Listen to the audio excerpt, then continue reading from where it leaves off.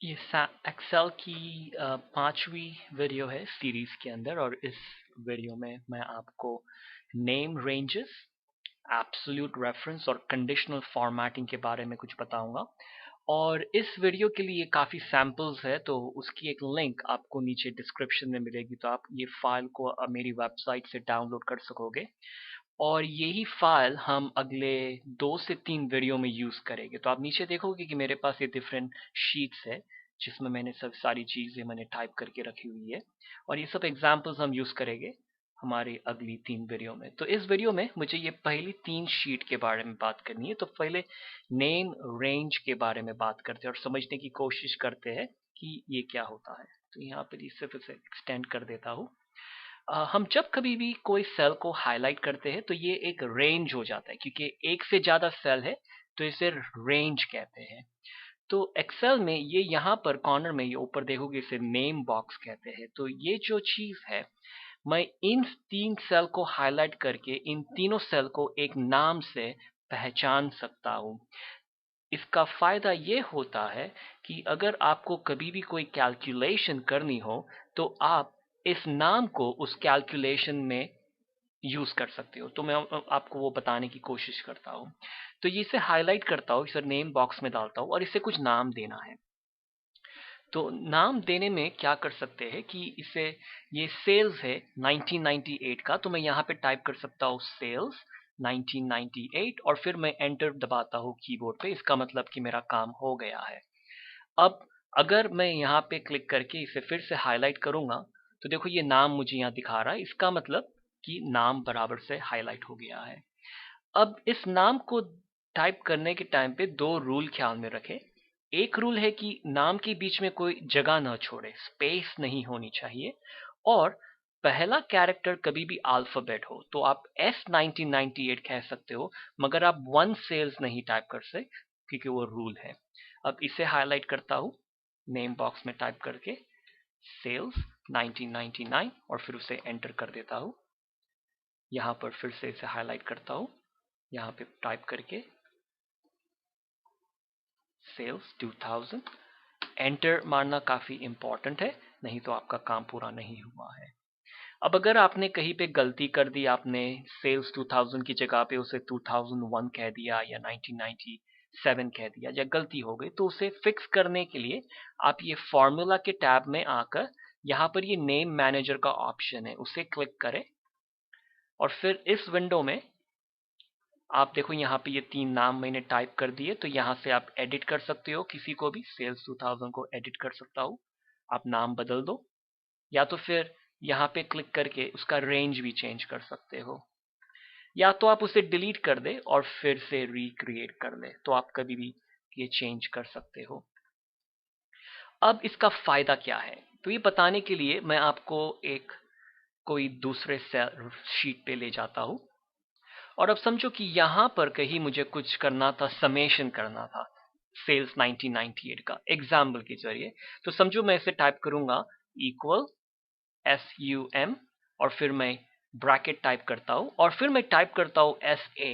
तो देखो ये मुझे सेल्स के नाम दिख गए। तो ये मैं सेल्स 1998 को चूज करके क्लोज कर सकता हूँ ब्रैकेट और फिर एंटर प्रेस कर दो, तो ये मेरा काम हो गया। और अब अगर मुझे सारे के सारों तीनों के तीनों नाम के मुझे कैलकुलेशन करने हैं, तो यहाँ पे मैं इक्वल टू सम प्रेस कर सकता हूँ क्योंकि मुझे ऐड करना है, या तो फिर मैं सिर्फ होम पे जाके ये ऑटो सम के बटन को स्टार्ट कर सकता हूँ। तो ये फिर से गैस कर रहा है तो मुझे, और अगर आपको नाम याद ना हो तो आप F3 प्रेस करें तो आपको ये विंडो दिखाएगा। सेल्स 1998 चूज करके क्लिक ओके करो, फिर कॉमा डालें क्योंकि हमें और रेंज ऐड करने हैं, और फिर यहाँ पे मैं टाइप भी कर सकता हूँ सेल्स 1999 कॉमा F3 दबाए, सेल्स 2000 ओके करे। अब देखिए ये तीनों के तीनों के कैलकुलेशन हो गए। तो इसका फायदा ये है कि अगर आपके पास कोई सेल है और आपको ये कई अलग अलग जगहों पे यूज करना है, तो आप उसे नाम दे दे, तो आपको घड़ी घड़ी इस सेल में आके हाईलाइट करने की जरूरत नहीं पड़ेगी। आप सिर्फ रेंज का नाम डाल दे और आपका काम हो जाएगा। अब ये दो को हाईलाइट करके मैं डिलीट करता हूँ। तो ये उस तरह से कर सकते हो। यहाँ पर भी मैं वही चीज़ कर सकता हूँ, मगर रियलिटी में इसका एग्जाम्पल करने के लिए मैं इसे इस तरह से हाईलाइट करता, जो हाईलाइट कैलकुलेट करना है, और फिर मैं ये ऑटो सम को प्रेस कर दूंगा।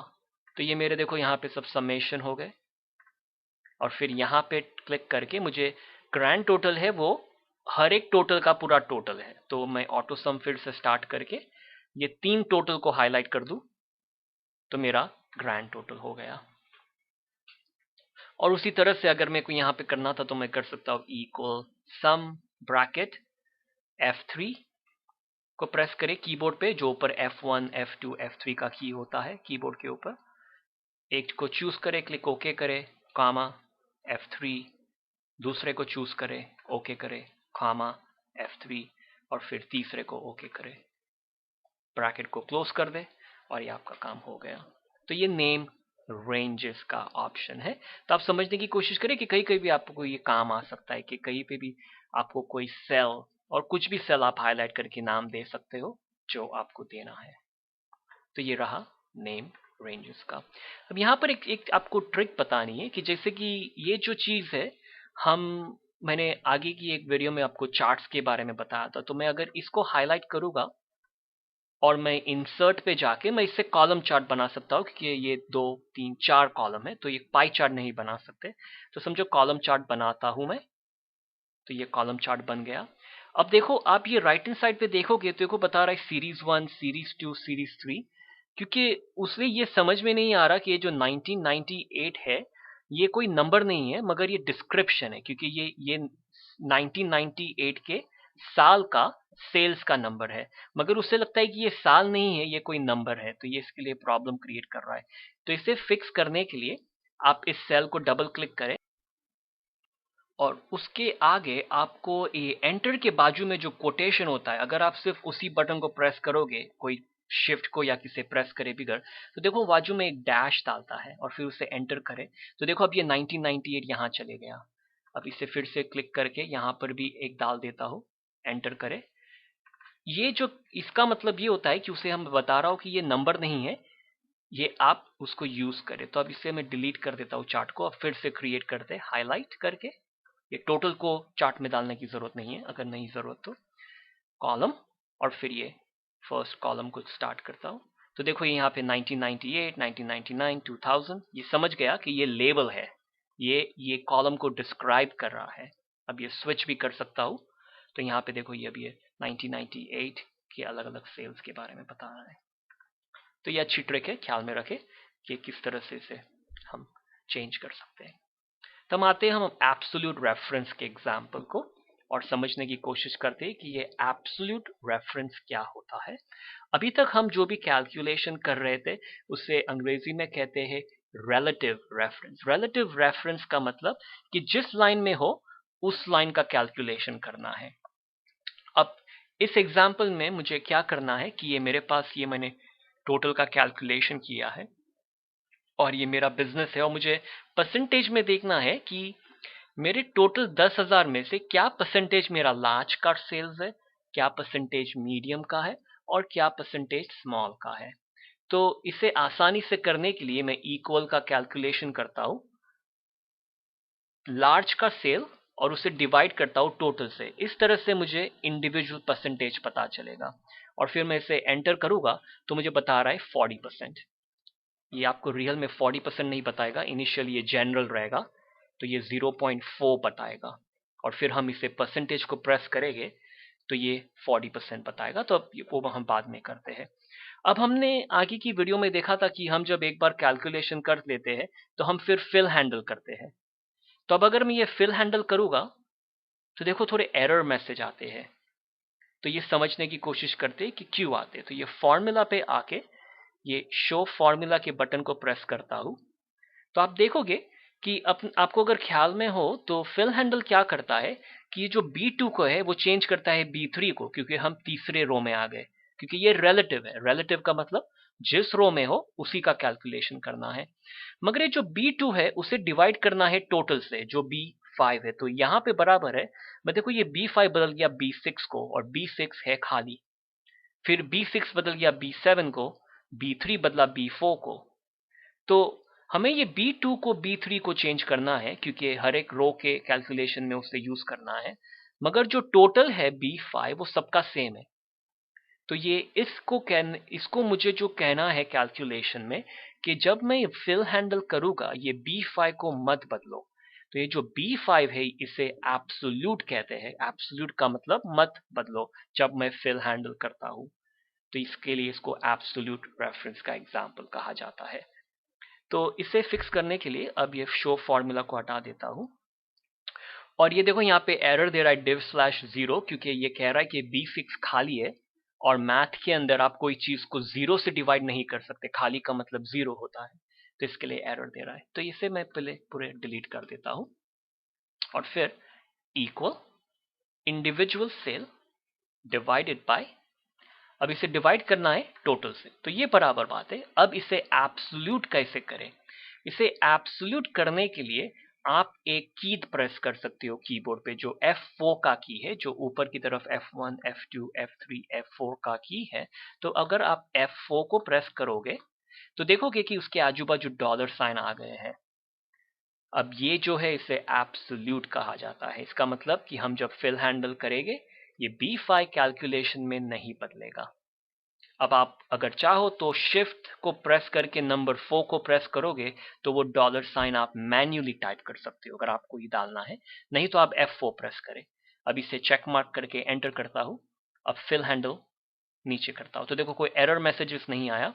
अब फॉर्मूला में फिर से शो फॉर्मूला करते हैं तो आप देखोगे कि देखो B5 नहीं बदला कैलकुलेशन में, B2, B3, B4, B5, मगर B5 सेम रहता है। तो ये एब्सोल्यूट रेफरेंस है। और ये तो हमने काफी सिंपल सा एग्जांपल किया हुआ है। अब आपके पास काफी कॉम्प्लिकेटेड कैलकुलेशन हो सकता है, तो उसमें भी आप जो भी सेल है जिसे एब्सोल्यूट करना है उसके आजू बाजू डॉलर साइन डाल दें।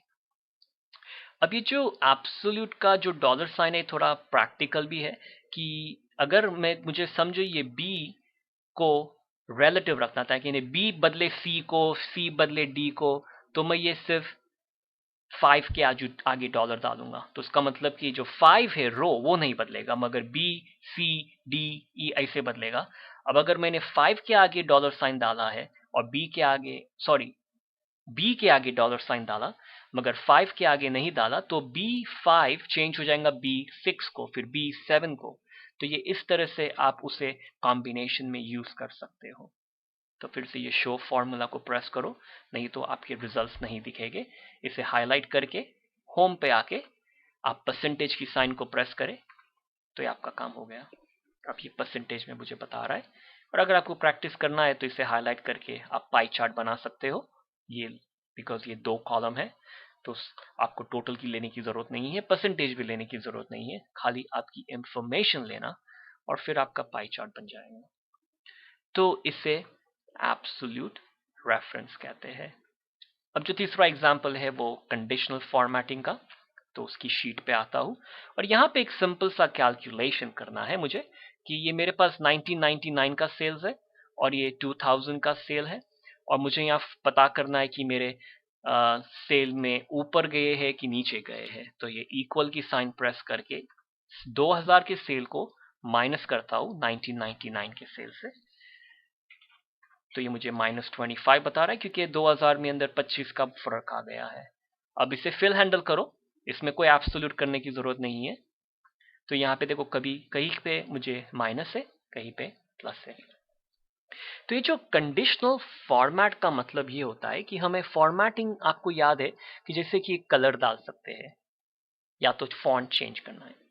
कंडीशनल फॉर्मेटिंग का मतलब है कि एक कंडीशन डालना चाहता हूं और अगर उस कंडीशन को कोई मैच होता है तो आप कोई चीज करें और कोई और कंडीशन को कुछ और चीज करे। तो इस एग्जाम्पल में मुझे एक कंडीशन डालनी है कि अगर आपको एक पॉजिटिव नंबर मिले, यानी कि जो 0 से ऊपर का नंबर है तो उसे ग्रीन कलर दे और अगर नेगेटिव नंबर है उसे आप रेड कलर दें। तो मैं इसे इस तरह से हाईलाइट कर सकता हूं, मगर कभी कभी आपके बहुत सारे रोज हो गए तो आप सिर्फ डी पे हाईलाइट कर दें। डी को प्रेस करोगे तो सब पूरे नीचे तक का पूरा कॉलम हाईलाइट हो जाता है। तो आप इसमें मैं सिर्फ यही हाईलाइट करता हूं और फिर यहाँ पे आप ये कंडीशनल फॉर्मेटिंग का बटन देखोगे, उसे क्लिक करें और फिर हाईलाइट सेल रूल्स को पॉइंट करके ग्रेटर देन पे जाए। ग्रेटर देन का मतलब कोई नंबर से हायर। तो ग्रेटर देन को क्लिक करके मैं कहता हूं कि अगर 0 से नंबर हायर हो, 0 से ऊपर के नंबर सब पॉजिटिव नंबर होते, तो उसे क्या कलर करना है। मैं कह सकता हूं ग्रीन कलर कर दे। क्लिक ओके कर दो और आपको दिखेगा कि यहाँ पे देखो ऑलरेडी हो रहा है। फिर से कंडीशनल फॉर्मेटिंग पे जाते हैं, highlight cell rules, less than का मतलब जो भी नेगेटिव नंबर है, और आपको देखेंगे यहाँ पे देखो और भी अदर कंडीशन है, बिटवीन, इक्वल, तो अलग अलग कंडीशंस आप सोच सकते हो। तो ये लेस देन को जाते हैं 0, और कोई रेड कलर चूज कर सकता हो, या तो आप कस्टम फॉर्मेट में जाके आप और भी फॉर्मेटिंग कर सकते हो, क्योंकि उसमें काफी ऑप्शंस आपको मिलेंगे। और फिर यहाँ से कोई कलर भी चूज कर सकता हूँ, तो मैं रेड प्रेस करता हूँ, क्लिक ओके, और फिर क्लिक ओके करता हूँ। तो आप देखोगे कि जो नेगेटिव नंबर है वो ऑटोमेटिकली रेड कलर है, और जो पॉजिटिव नंबर्स है, और अगर समझो ये 625 को चेंज कर देता हूँ 725 और फिर एंटर मारूंगा, जैसे ही नंबर पॉजिटिव हो गया तो उसकी कंडीशन चेंज हो गई, कंडीशन चेंज हो गई तो कलर भी चेंज हो गया। तो ये आप देखोगे, अगर आपने कभी कोई किसी टाइप की स्टॉक मार्केट की देखेगी स्क्रीन, तो उसमें लोग कंडीशन डाल देते हैं कि अगर ये कंडीशन हो तो ये कलर दिखाना ताकि मैं ये स्टॉक बाय कर सकूं। तो इस तरह से ये बिहाइंड द सीन हो रहा है। अब अगर मुझे हटा डालना है तो इसे हाईलाइट करके कंडीशनल फॉर्मेटिंग पे फिर से जाके क्लियर रूल्स और क्लियर रूल्स फ्रॉम सिलेक्टेड कर सकता हूं। तो ये हट गए। इसे हाईलाइट फिर से करता हूँ, आप देखोगे कंडीशनल फॉर्मेटिंग के अंदर यहाँ पे ये डेटा बार्स है जो आप चूज करोगे, और देखो वहां पे ऑटोमेटिकली बताने लग गया है मुझे कि वो किस तरह से कलर बताएगा। कलर स्केल के ऑप्शंस है जो डेंजर बता सकते हैं कि कहाँ पे क्या प्रॉब्लम है। आइकॉन सेट्स भी अप्लाई कर सकते हो, जैसे कि कोई स्टॉप साइन डालनी है, येलो साइन डालनी है। तो इसमें काफी ऐसी अलग अलग चीजें हैं जो आप दिखा सकते हो कि आपके नंबर्स के साथ क्या हो रहा है, आपके बिजनेस के साथ क्या हो रहा है, तो आप फटाफट देख सकते हो क्योंकि आपको ये कलर कोड दिखा रहा है। तो इसे कंडीशनल फॉर्मेटिंग कहते हैं, और आप जब कभी भी किधर भी चाहे वहां पे अप्लाई कर सकते हो। तो ये रहा वीडियो नंबर 5।